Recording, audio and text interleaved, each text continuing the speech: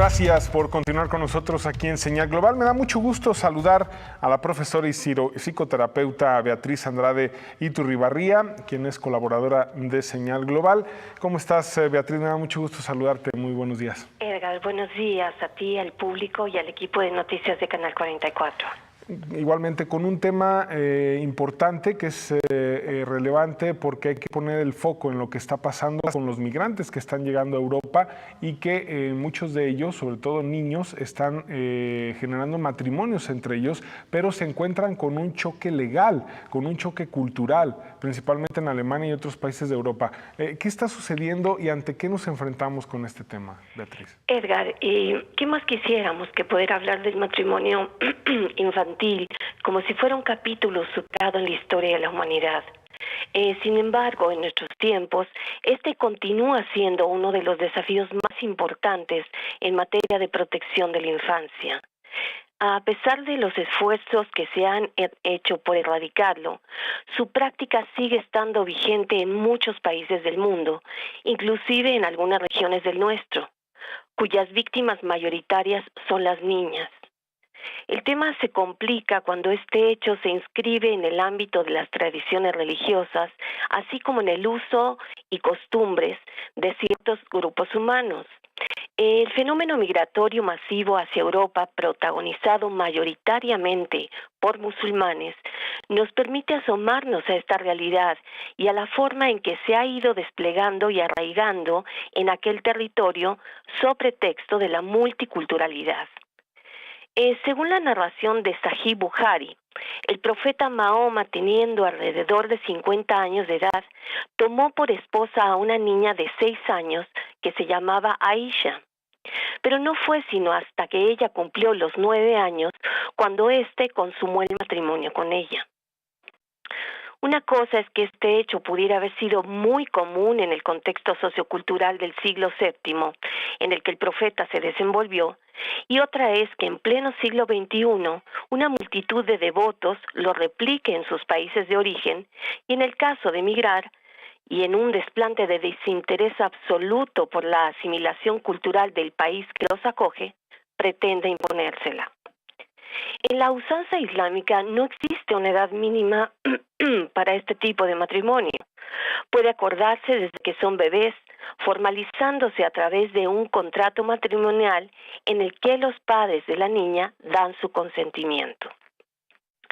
A pesar de que se dice que el matrimonio no debe ser consumado, sino hasta la llegada de la menarca, los testimonios de mujeres adultas que se casaron cuando eran niñas evidencian que fueron desvirgadas mucho antes de su primera menstruación. Esta práctica permite la endogamia, ya que no prohíbe el matrimonio entre consanguíneos.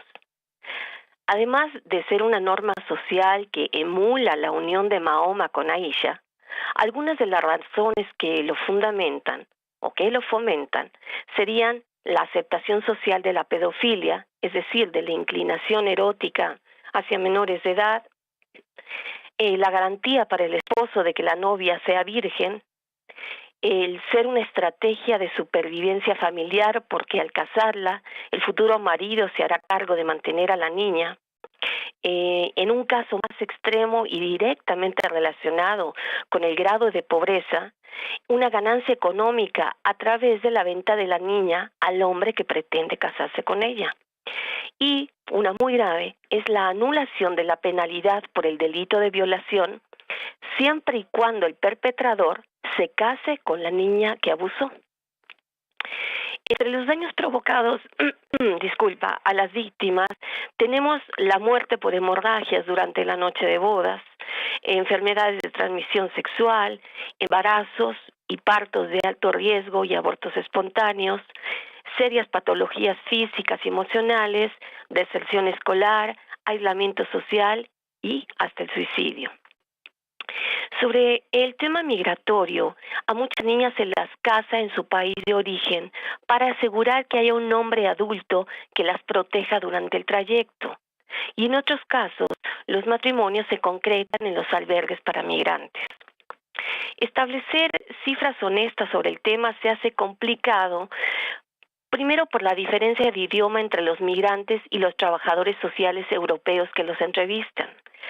Otro, por la imprecisión de datos a causa del miedo que las niñas tienen cuando están en estas entrevistas. Por las mentiras que los adultos, también por miedo a represalias, niegan que están casados con ellas. Y también porque las estadísticas suelen estar dolosamente trucadas a favor de las políticas globalistas de la Unión Europea. Sin embargo, se sospecha que los números son muy superiores a los que oficialmente se reconocen. Para darnos una idea de cómo se está dando esta realidad en Europa, pongo dos ejemplos. El primero es el caso de Alemania, en donde luego de varios años de ignorar este gravísimo problema, por fin, en el 2017, se aprobó una ley que no solo prohíbe estos matrimonios de menores de edad, específicamente de menores de 16 años, sino que además invalida a aquellos en los que uno de los cónyuges hubiera tenido menos de 16 años cuando se casó. A pesar de ser una muy buena noticia, es muy difícil saber si la ley realmente se está respetando, ya que dentro de los guetos autocreados por los musulmanes y que reciben el nombre de no-go zones, en los que ni los policías se atreven a entrar, la Sharia, la ley más violenta y machista sobre la faz de la tierra, impera por encima de la constitución del país. El segundo caso es el de Suecia y se cocina aparte. El gobierno en turno se precia de tener el primer gabinete feminista del planeta. No solo se ha manifestado este gabinete en pro del matrimonio infantil dentro de la comunidad migrante, sino que además en la más reciente votación parlamentaria sobre el tema, votó a su favor. Es importante señalar que si esta iniciativa no se convirtió en ley, fue gracias a que el voto mayoritario fue en contra. Sin embargo, la práctica, ya en el día a día, tiene una aplicación sumamente discrecional. Ahora, ignorando el resultado de esta votación y dando apoyo político al Islam, unos días después, los servicios sociales del gobierno sueco publicaron un manual en donde, haciendo el más irresponsable uso del lenguaje políticamente correcto, le daban consejos a los migrantes que estaban casados con niñas, sin ponerse en ningún momento del lado de las víctimas. La severa oleada de críticas en contra de este panfleto no se hizo esperar, y tan solo unas horas después de haberlo publicado, las autoridades gubernamentales lo retiraron de la página web en la que lo habían subido. En la mayoría de los países de Europa Occidental, casos similares son cada vez más frecuentes y sonados, a pesar de los esfuerzos de invisibilizarlos o minimizarlos por parte de los gobiernos de la Unión Europea.